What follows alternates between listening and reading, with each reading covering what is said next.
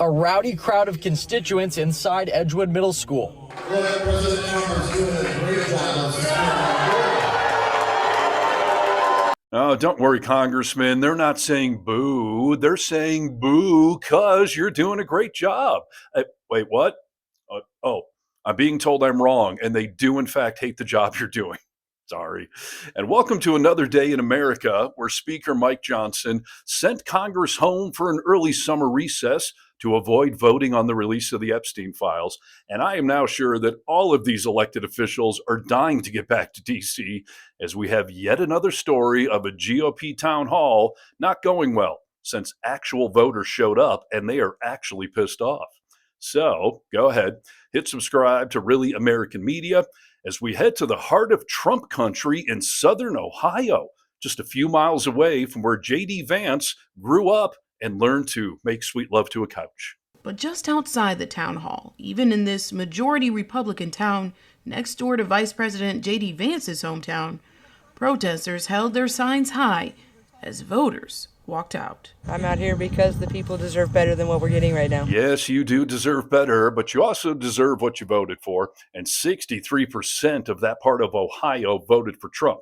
So here's your MAGA Congressman, Warren Davidson, who, and this is not a joke, introduced legislation to study Trump derangement syndrome, which is not a real medical condition and is more of a bullshit excuse that they came up with as to why people hate Trump so much. And that is based solely on things he has done and said.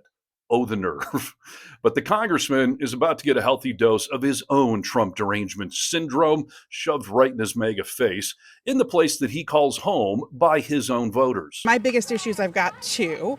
One is immigration and the ICE raids. And the second one is going to be Medicaid, Medicare. The tariffs, the attacks on the working class. Putting federal troops in D.C. I hope he discusses about the United States military's actions in the Middle East. Yeah, MAGA loves to say that these town halls are full of paid agitators, Antifa, Black Lives Matter types.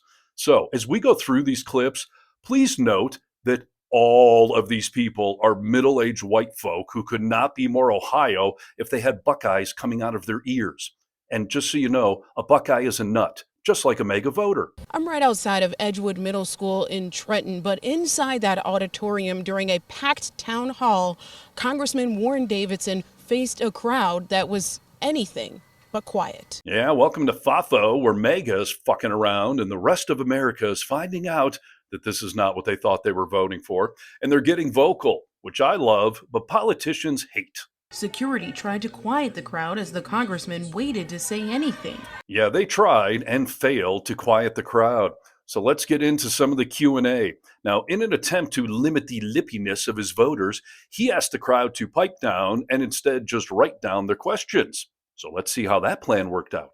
The big, beautiful bill is projected to take Medicaid away from as many as 500,000 people. How will you explain your vote to the people who will no longer be able to afford to see their doctor?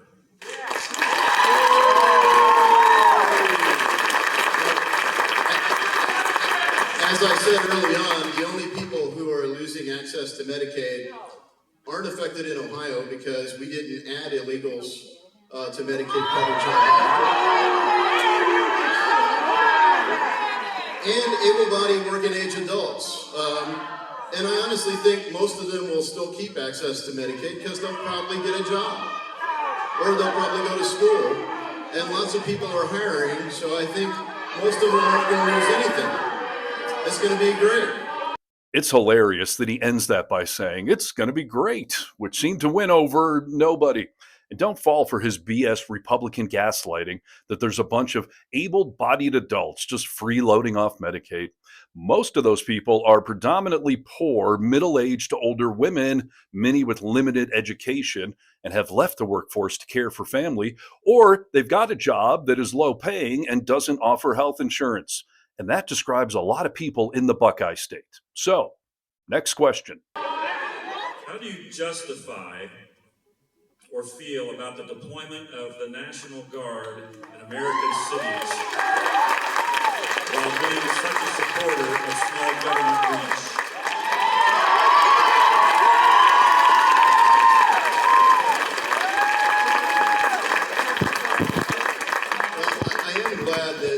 recognize I do want a much smaller government.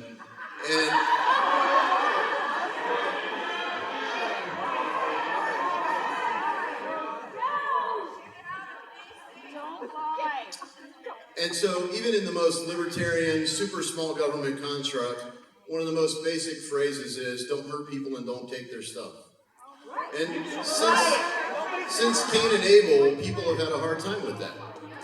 So any kind of society, one of the most basic functions is law and order. That you would have a judge that would provide justice.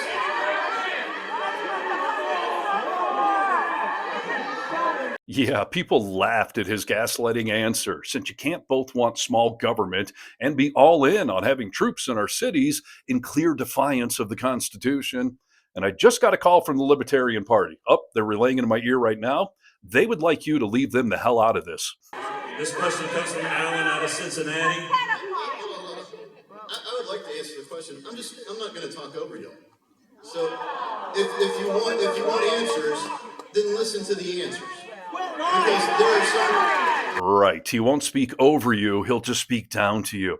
I hope you caught the part where that guy yelled out, "Quit lying," in response to his condescending attitude of treating a room full of adults like they're school kids, and he's the upset principal.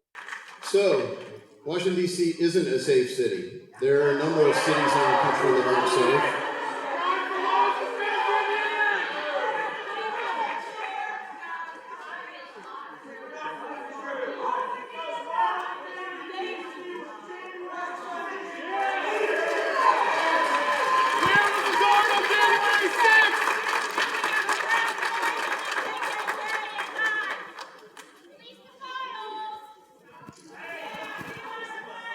I spend about half my time in a year in Washington, D.C. I have half our staff, about 7 or 8 at a given time, are based in Washington, D.C.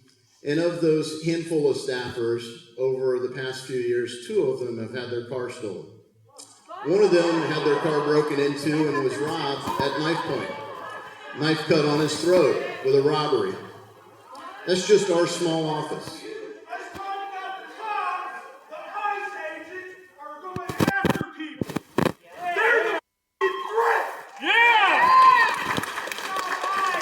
I do love that in rural Ohio, in a room full of white people, there's actually a bunch of folks upset about the ICE raids. I hope MAGA is paying attention. It's not just the big city liberals that are a little upset about a masked Gestapo police force that Trump has unleashed on all of us. And at the start of that clip, the congressman tried to defend the military takeover of D.C. by saying that, it's got a lot of crime. Yeah, every major city has crime. And fun fact, Cleveland, Ohio is in the top 10 of cities with the highest crime rates. How do you think that congressman would feel if Trump declared martial law there? I'm guessing his libertarian tendencies would probably frown on that, but I'm sure I just have Trump derangement syndrome. It's a good thing this asshat wants to spend your tax dollars on studying that instead of just looking in a mirror. I had hoped that I would be able to get to a lot more questions tonight. If you know some of your neighbors that were really vocal tonight, you can give them credit or blame, whichever way you go. You're being very vocal tonight. I truly hope this was therapeutic for everyone. I do love to see people walking out en masse as he's still talking, and at least one of them gave him a middle finger. And I really love that Congressman Davidson said the people were getting very vocal. Because as you know, that is what I always encourage you to do. So please like this video, comment below, and get vocal. From the Vocal Minority with Nick and Steve podcast, I'm Steve Harness for Really American Media.